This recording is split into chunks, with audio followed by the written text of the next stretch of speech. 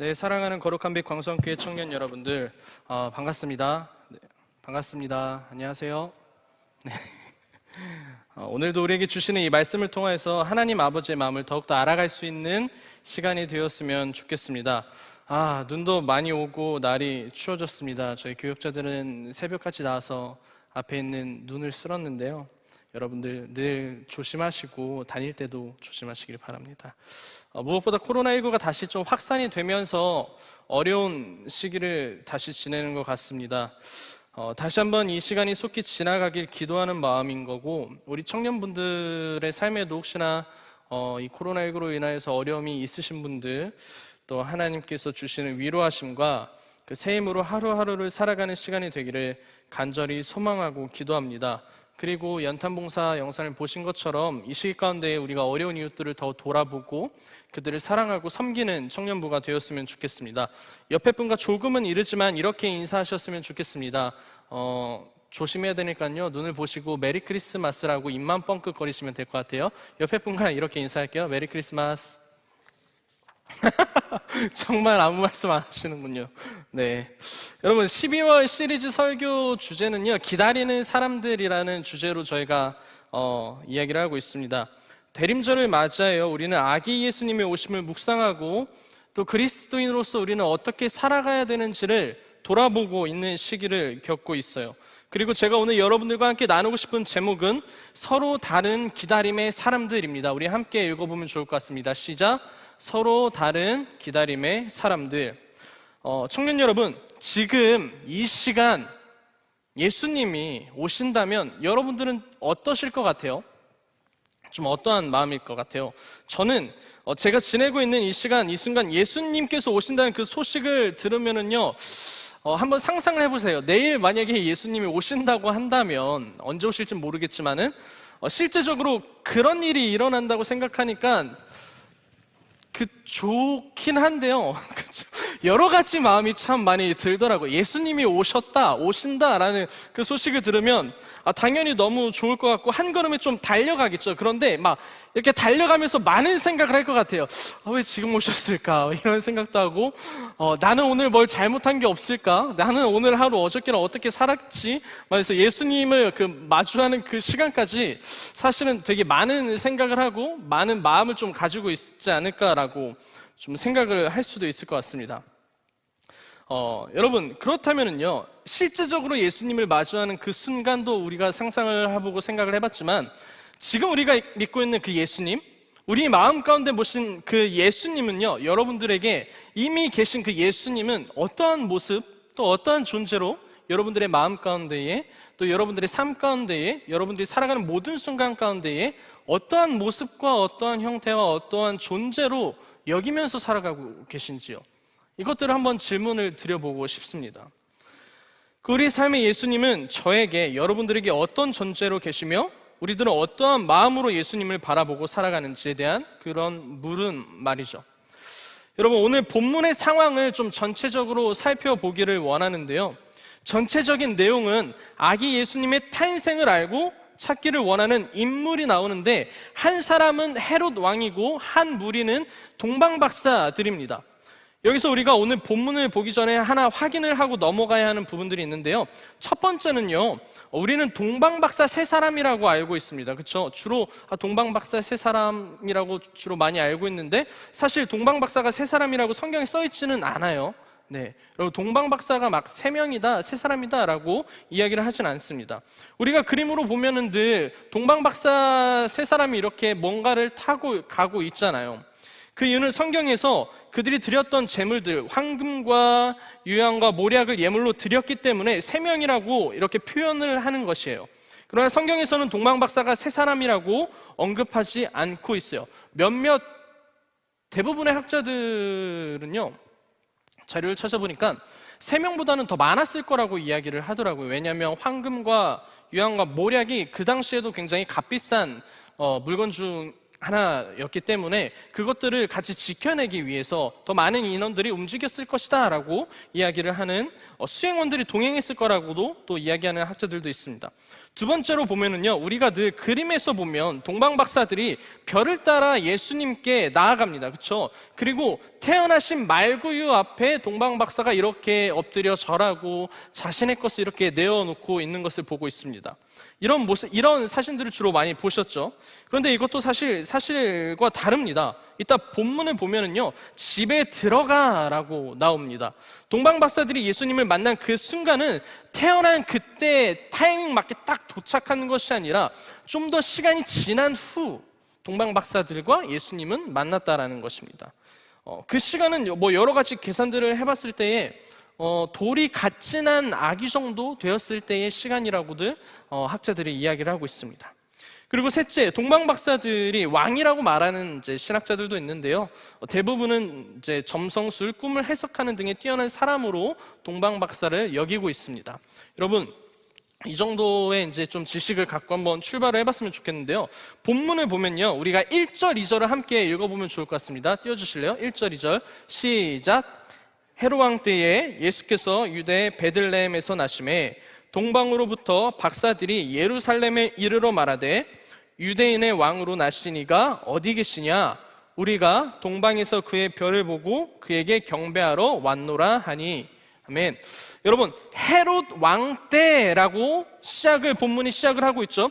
이 시기는요, 이스라엘이 로마의 통치를 받는 그 시기를 말합니다. 유대인들은 하나님의 약속의 성취, 자신들을 구해줄 메시아를 늘 기다렸다고 우리가 이 당시 시대적 상황은 늘 이야기를 하고 있었잖아요. 그리고 드디어 예수님께서 베들레헴에 나셨어요. 이 소식을 알게 된 박사들, 그들은 동방으로부터 예루살렘으로 이르게 되었어요. 이동을 했다는 거죠. 그리고 예루살렘에 도착하여서 헤롯 왕에게 찾아가서 이렇게 이야기를 하고 있어요. 헤롯 왕이시여, 유대인의 왕으로 나시니가 어디 계십니까? 우리가 동방에서 그의 별을 보고 그에게 경배하러 왔습니다 라고 이야기를 이 박사들이 헤롯 왕에게 하고 있는 모습이죠. 여러분, 동방 박사들의 말을 들은 이 헤롯 왕은요, 굉장히 발음이 어렵네요. 근데 헤롯 왕, 헤롯 왕은 굉장히 당황하기 시작을 합니다. 3절을 함께 읽어볼까요? 시작. 헤롯 왕과 온 예루살렘이 듣고 소동한지라. 그 이유는 무엇입니까? 아니, 자신이 유대인의 왕인데, 자기가 유대인의 왕인데 동방 박사들이 갑자기 나타나서 유대인의 왕으로 나시니가 어디 있냐고 물어보는 것이죠. 여러분, 헤롯 입장에서 단순히 봤을 때는 당연히 당황스러울까요? 당황하지 않을까요? 내가 왕인데 왕이 왔다고 하니까 당연히 당황스러운 그 시기겠죠. 헤롯 왕이 당황할 수밖에 없다고 느낄 것입니다. 그런데 정말로 이제 놀란 이유, 그가 헤롯 왕이 어떠한 마음을 품고 있는지 우리가 좀 이 헤롯 왕의 모습을 살펴보자면요, 이 당시 헤롯 왕은요, 유대를 통치하고 있던 왕은 맞지만 사실 순수 유대인의 혈통은 아니었어요. 이 당시 로마가 예루살렘을 점령하게 되면서 순수 유대인이 왕으로 통치하는 시대가 끝이 나고 이제는 이스라엘은 로마의 통치 안에 들어가 있는 그 시기가 되었으면서 헤롯은 처음에 갈릴리 총독이 되었다가 이후 로마에게 지속적으로 정치적으로 잘 보여가지고 결국에는 왕이 되었어요.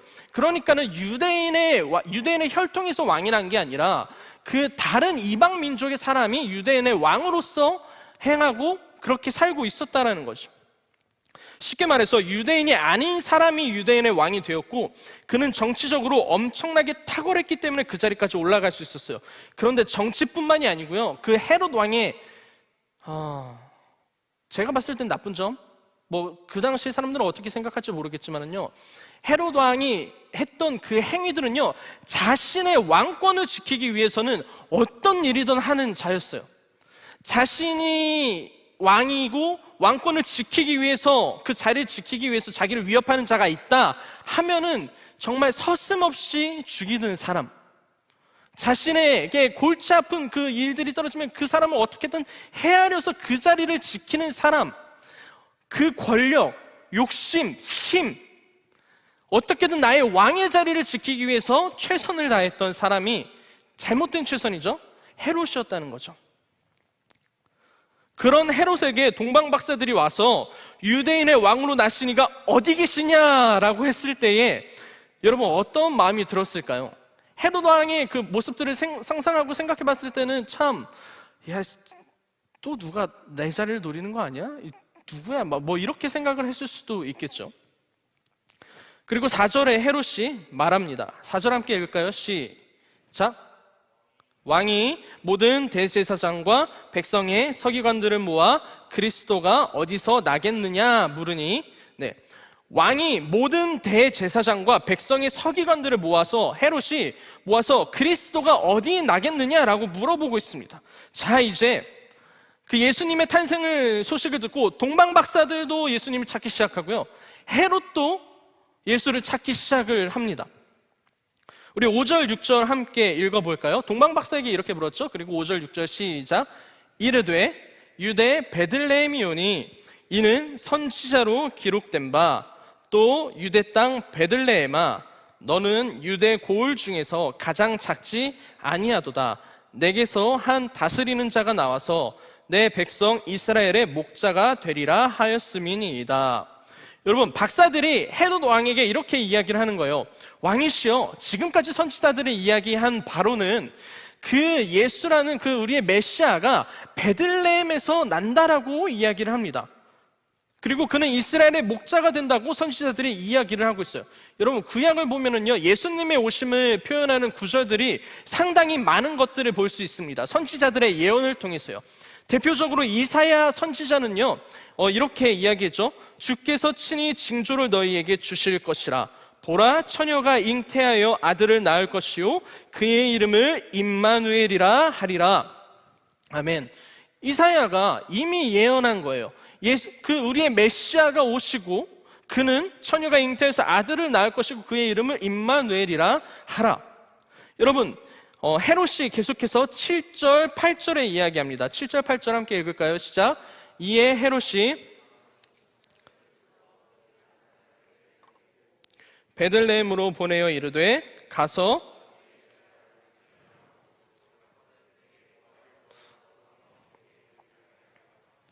네, 아멘. 어떤 말입니까? 별이 나타나는 때가 언제냐? 그리고 아기에 대하여 자세히 알아보고 찾거든 내게도 가르쳐달라. 나도 찾아가서 그에게 경배할 테니 별이 어디 있는지 가르쳐주고 그가 어디에 났는지 나에게 좀 말해달라라고 이 동방 박사들의 말을 들은 헤롯 왕이 이야기를 하고 있는 부분입니다. 그리고 9절, 10절 함께 읽을까요? 시작. 박사들이 왕의 말을 듣고 갈새 동방에서 보던 그 별이 문득 앞서 인도하여 가다가 아기 있는 곳 위에 머물러 서 있는지라. 그들이 별을 보고 매우 크게 기뻐하더라. 여러분, 그리고 박사들이 헤롯 왕과 이렇게 이야기를 했어요. 그렇죠? 뭐예요? 지금까지 이 정황과 상황은 동방 박사들이 헤롯 왕에게 가가지고 예루살렘의 왕, 유대인의 왕이 어디 있습니까? 했을 때 헤롯이 알았어요? 몰랐어요? 몰랐죠. 그리고 그 별을 따라서 가서 그 왕을 찾으면은, 너희들이 말하는 그 왕을 찾으면은 나한테도 가르쳐줘라. 그럼 나도 찾아가가지고 경배할 테니까 꼭 말해줘 라고 이야기를 한 거예요. 그 이야기를 듣고 동방 박사들이 여기 없구나 그러면은 다시 가야겠다 라고 하고 뭘 따라갔죠? 별을 따라 가서 이동하기 시작을 합니다. 그리고 인도하여 가다가 아기 있는 곳에 그 별이 문득 멈췄어요. 그리고 그들이, 동방 박사들이 별을 보고 매우 크게 기뻐했어요. 그 이유가 무엇입니까? 여기가 우리의 왕, 메시아, 예수님께서 있는 곳이구나 라는 사실을 알게 된 거죠. 박사들은 헤롯 대왕의 말을 듣고 다시 갈 길을 가고 별을 보고 멈추고 기뻐했습니다. 그리고 11절 우리 함께 읽어볼까요? 시작. 집에 들어가 아기와 그의 어머니 마리아가 함께 있는 것을 보고 엎드려 경배하고 보배압을 열어 황금과 유향과 모략을 예물로 드리니라. 아멘. 드디어 동방 박사들이 예수님을 찾았습니다. 예수님을 만났어요. 얼마나 좋았을까요? 학자들의 의견에 따르면은요, 그 동방에서 예루살렘에 온 거리가 약 1000km 정도 된다고 해요. 나름 굉장히 긴 거리를, 여러분 1000km, 제가 서울에 삽니다. 서울에서 여기까지 늘 그 출퇴근을 할 때 저희 집에서는 한 45km, 50km 정도 돼요. 그럼 몇 번이죠? 20번이에요? 갑자기 수학 계산이 안 되네요.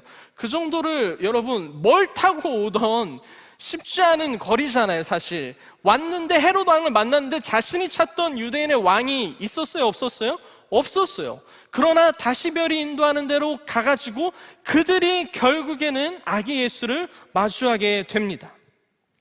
얼마나 기뻤을까요? 집에 들어가라고 나옵니다. 아까 말했던 이 집이죠. 아기와 그의 어머니 마리아가 함께 있는 것을 보고 엎드려 아기께 경배하고 보배압을 열어 황금과 유향과 모략을 예물로 드렸습니다. 예수님께 먼저 경배했어요. 여기서 경배라는 말의 원어는요, 프로스 퀴네사이라는 말입니다. 프로스는 뭐뭐를 향하여고요, 퀴네요는 입을 맞추다라는 뜻입니다. 입을 맞춘다는 것은 신에게 경배할 때 드리는 행위였어요. 그래서 이 단어는 땅에 엎드리다, 무릎 꿇고 경배하다라는 뜻입니다. 여기서 좀 흥미로운 것이 있는데, 이 사람들이 이곳에서 무릎 꿇고 경배하는 이 모습은요, 이 당시 로마와 이스라엘의 문화상 굉장히 옳지 않았던 문화예요. 무릎을 꿇는다는 그 모습 자체는요, 노예, 죄수들이 하는 그런 행위였다라는 거죠. 그런데 이 사람들이 왔던 그 동방 지역, 페르시아 지역에서는요, 그 최대의 존경을 의미하고 있어요. 그곳에서는 무릎을 꿇고 무엇을 한다는 것 자체가 이 사람을 내가 최고로 존경하고 최고로 예배합니다 라는 뜻을 갖고 있는 거죠. 그래서 동방 박사들이 어디에서 왔는지는 성경이 구체적으로 나와 있지는 않지만은 한 사람 정도는 그쪽에서, 페르시아 쪽에서 왔을 거라고 말하는 사람들도 있습니다.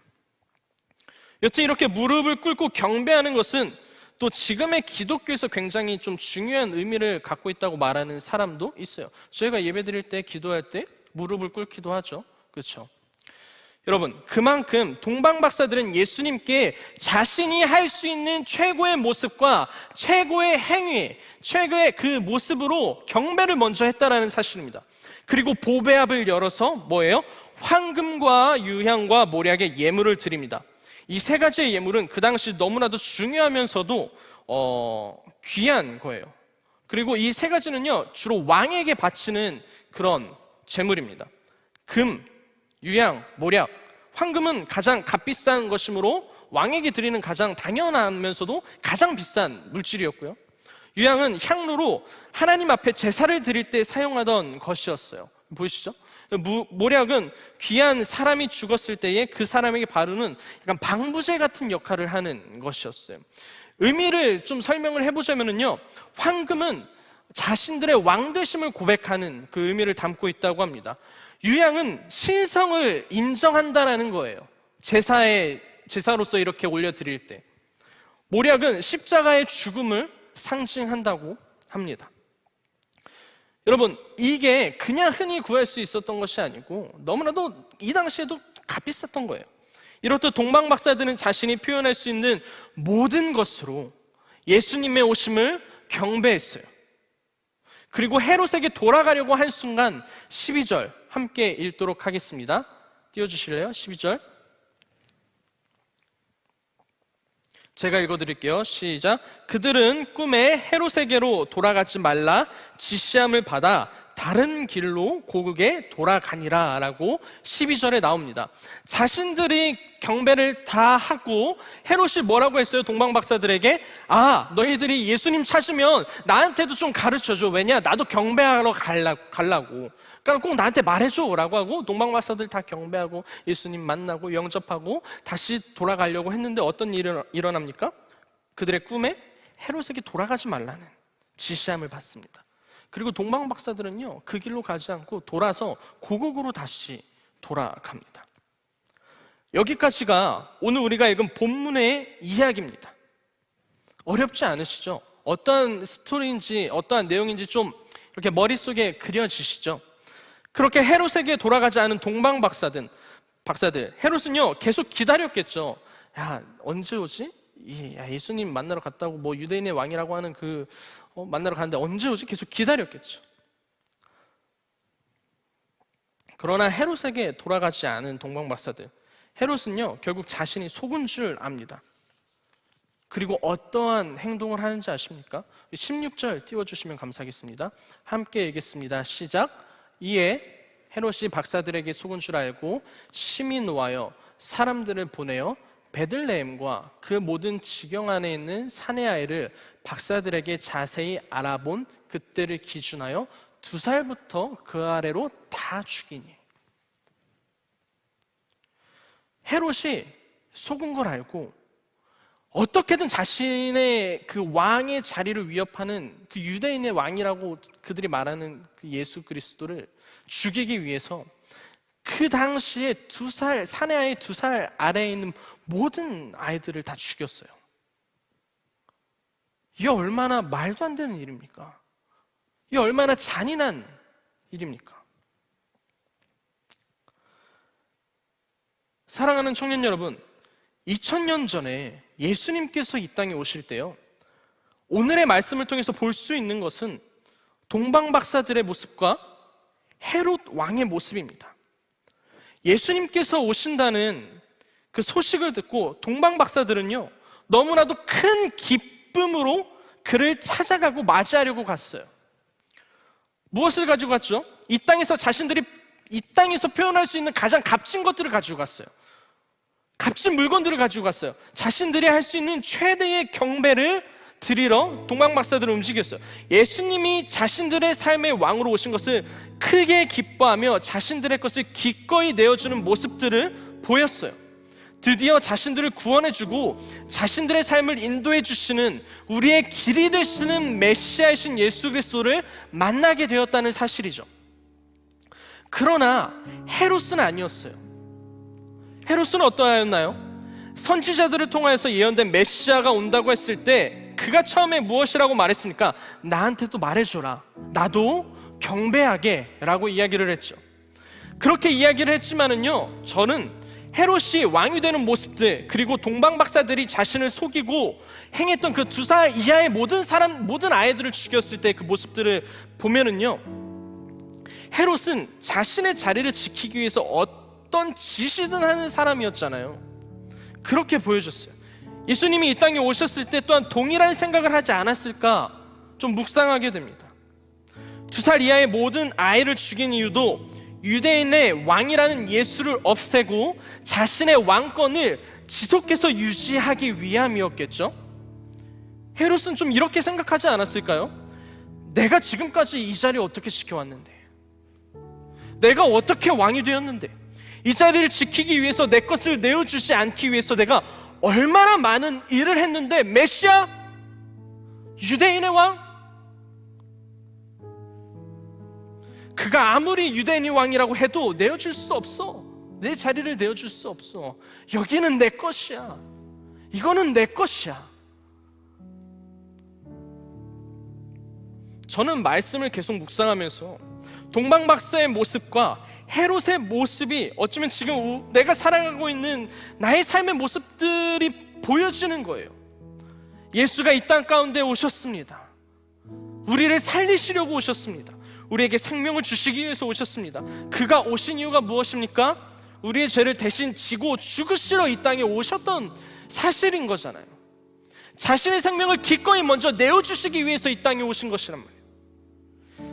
자신의 모든 것을 다 내려놓고 이 땅에 친히 오셨다는 사실입니다. 여러분, 그러면은요, 우리의 삶은 어떠해야 됩니까?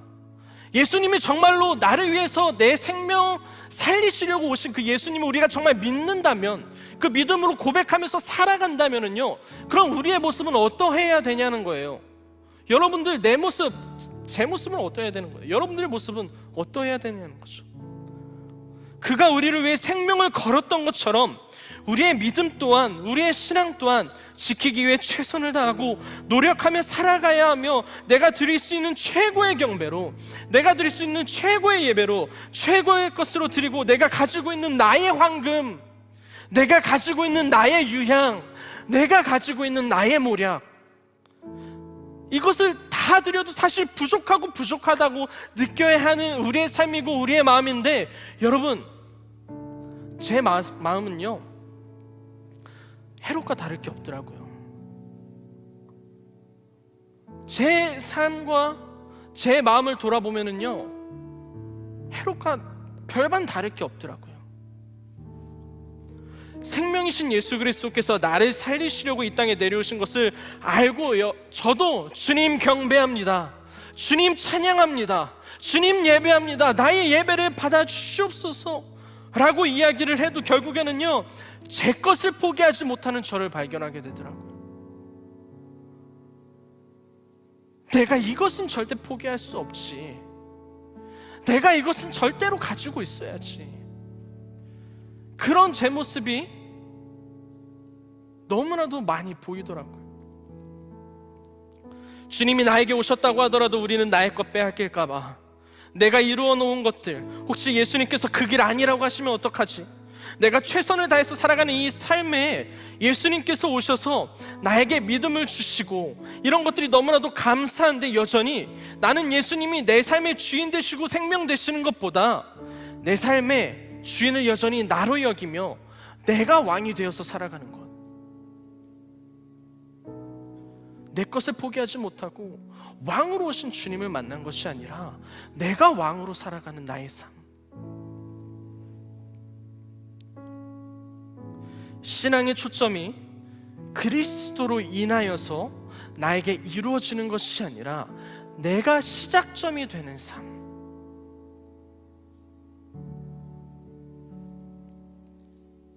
여러분, 그렇게 예수님께서는 성장을 하시고요, 이 땅 가운데 사역들을 하시면서 이 대립은 예수님께서 십자가에 죽으실 때까지 계속됐어요. 우리가 너무나도 잘 알고 있지 않아요? 예수님께서 사역을 하시면서 그렇게 많이 외치셨어요. 뭐라고 외쳤습니까? 내가 진실로 진실로 진실로 진실로 너희에게 말하노니 나는 생명의 떡이다. 나는 너희가, 내가 온 이 땅의 목적은 너희가 그저 배부르게 원해서 온 것이 아니라 나는 너에게 생명을 주기 위함이고 너희들을 죽음에서 생명으로 건져내기 위해서 온 것이다. 뭡니까? 내 자신을 전부 다 드리기 위해서 오신 그 예수님, 그 생명이 예수님이라는 사실입니다. 내가 온 진짜 이유는 너희들의 배부름이 아니야, 생명을 구원하기 위함이야. 그러나 자신의 초점에 맞추어서 자신의 것을 절대 포기하지 않는 그 신앙인들이 계속 있었잖아요. 예수님의 사역들을 보면은요, 그렇죠? 예수님, 내일 밥은 뭐예요? 예수님, 내 것을 채워주셔야죠. 내가 살아가는 데 있어서에 대한 나의 갈급함을 채워주셔야죠. 지속해서 그 대립이 일어났습니다, 예수님의 사역 안에. 그리고 예수님이 이야기하셨잖아요, 방금 말씀드린 것처럼 진실로 진실로 너에게 말하노니 나는 생명의 떡이야. 그런데 자신의 신앙의 프레임에 갇혀서 내 것을 채워달라고 하는 그 사람들이 예수님을 그렇게 따라다녔어요. 먹여주시고 재워주시고 하니까.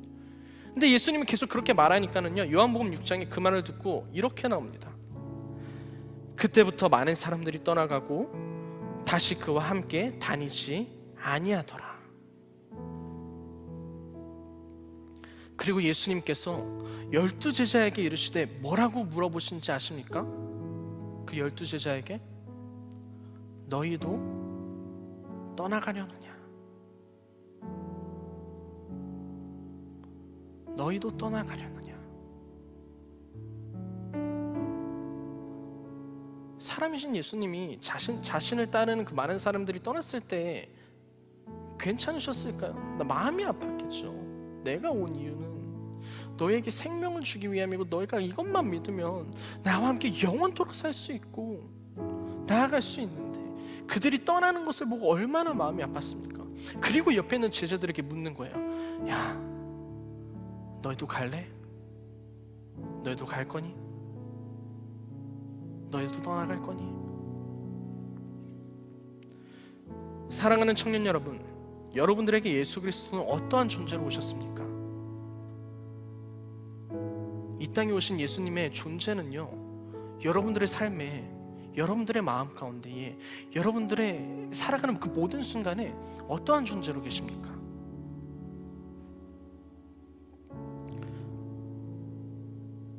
어떤 마음으로 주님을 기다리며 어떻게 모시고 살아가고 있습니까? 우리의 모든 것을 드려도 아깝지 않을 나의 왕이십니까? 아니면 내가 왕이 되어 예수 그리스도를 모시고 살아가고 있습니까? 이게 참 의외로 한 끗 차이라는 거예요.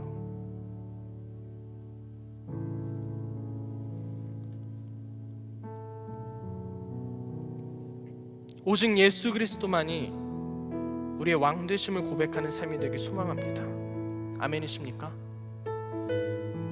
헤롯처럼 내 것을 어떻게든 지키려고 급급해하여 주님을 바라보지 못하는 그런 삶이 아니라 내 모든 것을 기꺼이 내어 줄 수 있을 때에 우리가 생각지도 못한 그 길로, 그 더 선한 길로 인도하시는 주님을 인정하는 삶을 사시기를 바랍니다.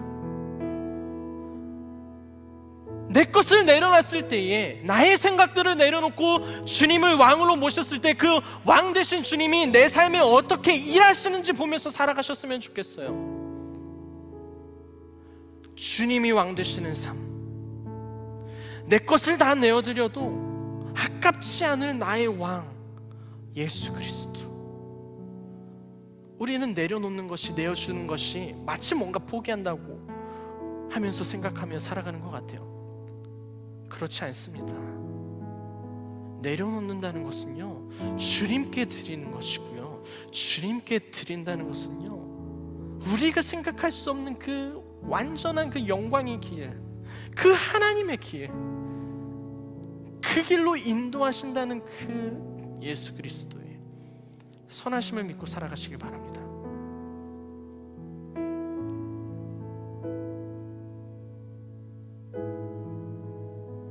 그런 삶을 살아갈 때에 우리가 주님을 경험하고 주님을 바라보길 원합니다. 대림절을 지나고 있습니다. 주님이 오심을 기억하며 기념하고 있습니다. 주님이 우리에게 어떠한 모습으로 오셨습니까? 그것을 늘 인식하고 잘 살아가셨으면 좋겠습니다. 우리 이 찬양 하나님 앞에 좀 올려드렸으면 좋겠는데요, 찬양의 가사의 제목들을 보면은요 이렇게 나옵니다. 내 모든 것, 나의 생명까지 다 주님 앞에 드립니다. 주 임자 안에서 이제 내 영혼 자유해 내가 주의 거룩한 이름을 높이며 예배하리. 어린 양 주님을 찬양합니다. 내 평생 그 하나로 충분합니다. 어린 양 찬양합니다. 오직 우리가 주님의 임재 안에서 살아가길 원합니다. 우리 그 고백과 그 마음을 갖고 함께 찬양하면서 나갔으면 좋겠습니다. 내 모든 것,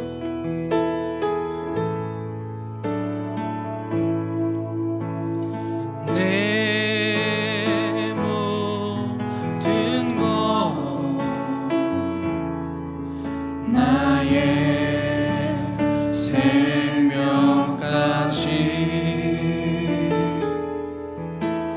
다 주님 앞에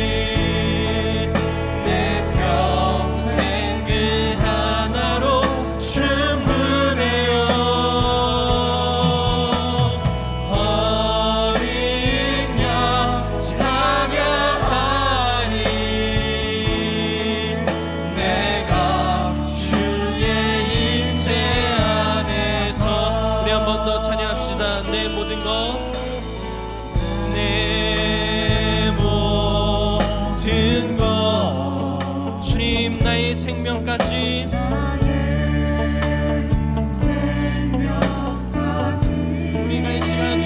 주님께 다 드립니다.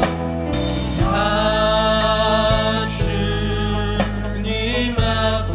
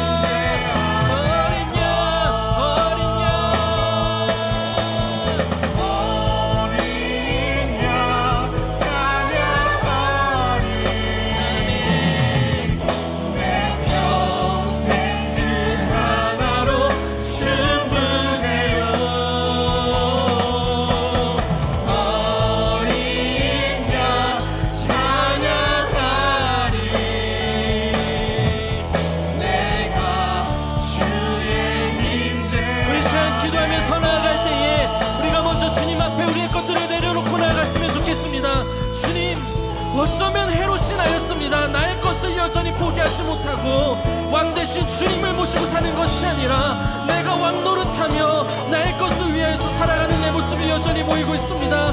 주님 나를 불쌍히 여겨 주시옵소서. 나의 것들을 주님 앞에 온전히 내려놓고 살아갈 수 있는 삶이 되게 하여 주시옵소서. 먼저 이 기도 제목을 갖고 함께 주여 외치고 기도하도록 하겠습니다. 주여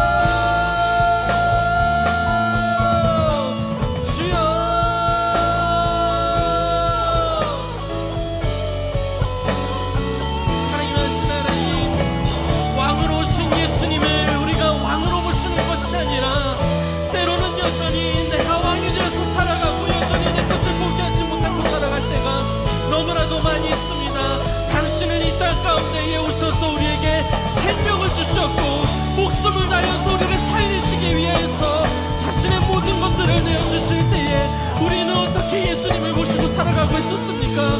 나는 내 마음 가운데 있는 예수님은 어떠한 존재입니까? 내가 모시고 살아가고 있는 예수님의 모습과 그 존재는 어떠한 모습이었습니까? 주님 나를 불쌍히 여겨주시옵소서. 하나님 앞에 용서를 구하면서 회개하면서 나아갑니다. 주님 내가 주님만을 바라보길 원합니다. 내가 왕이 되어서 살아가지 않는 것이 아니라 주님만이 나의 왕 되심을 고백하면서 살아가는 나의 삶이 되게 하여 주시옵소서. 주님을 잡아주시옵소서.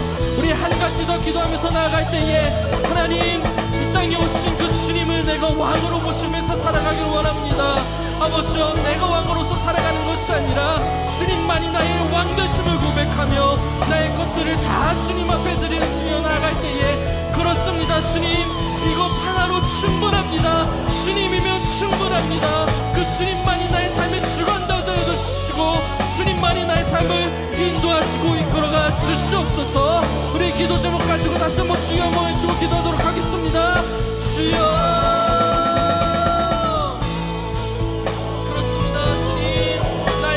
되심을 고백할 때에 주님 나의 삶을 주관하여 주시옵소서.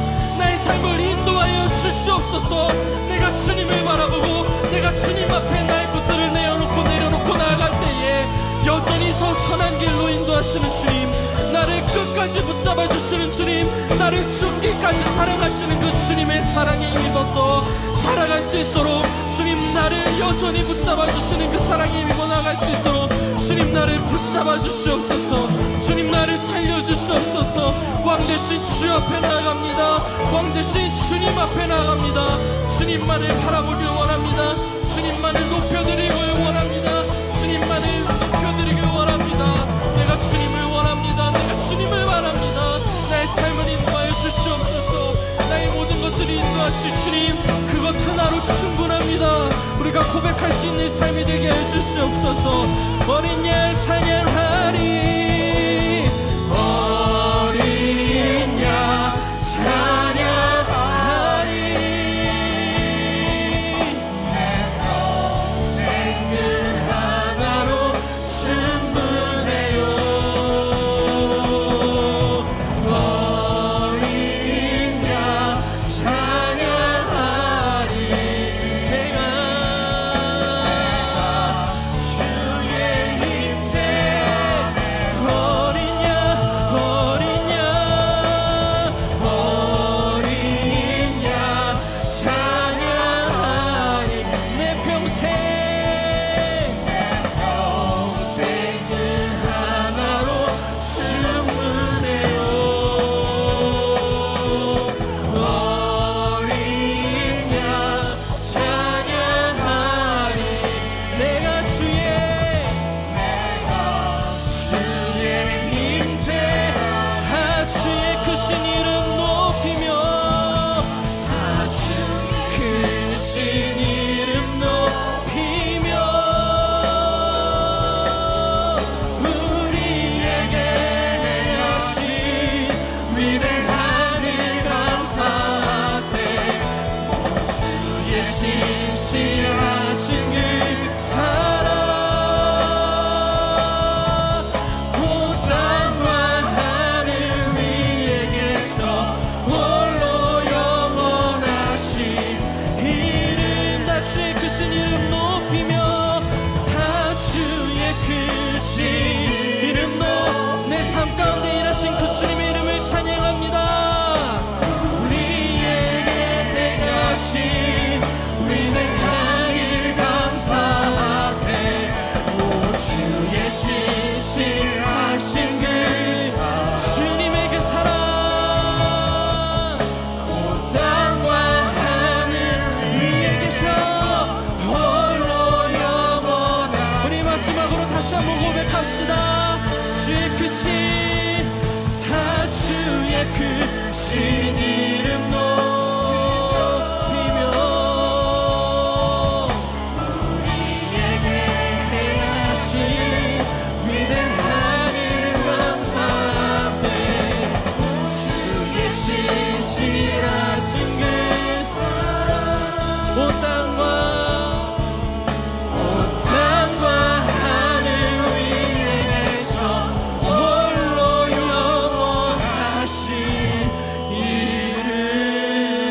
우리 하나님께 큰 영광의 박수 올려드립시다. 우리의 왕 되신 주님의 이름을 찬양합니다. 우리의 왕 되신 주님의 이름을 찬양합니다. 사랑이 많으신 하나님, 나의 왕으로 오신 그 주님의 이름을 찬양합니다. 대림절을 지나면서 예수님의 오심을 묵상하면서 우리는 어떻게 살아가고 있는지요? 우리는 어떻게 예수님을 모시고 살아가고 있는지요? 내 마음 가운데 예수님은 어떠한 존재로 여겨지고 있는지요? 예수님을 나의 삶의 왕으로 모시고 살아가길 원합니다. 내가 왕으로 살아가고 내 것을 내려놓지 못하고 여전히 붙잡고 있는 것이 아니라 생명을 주시기 위해서 오신 그 예수님, 우리의 마음과 우리의 모든 것들을, 우리의 생명조차도 주님 앞에 드리면서, 예 주님, 내 소원 그거 하나면 충분합니다. 예 주님, 내 삶의 주님 하나면, 한 분이면 충분합니다. 고백하면서 살아가는 우리 거룩한 및 광성교회 청년 여러분들이 되기를 소망하고 기도합니다. 우리의 삶을 인도하여 주시옵소서. 감사합니다. 예수님의 이름으로 기도드렸습니다. 아멘.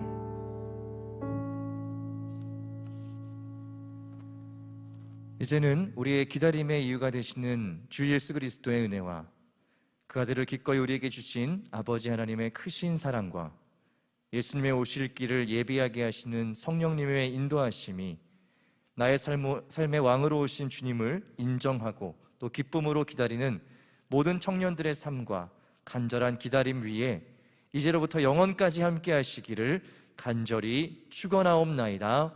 아멘.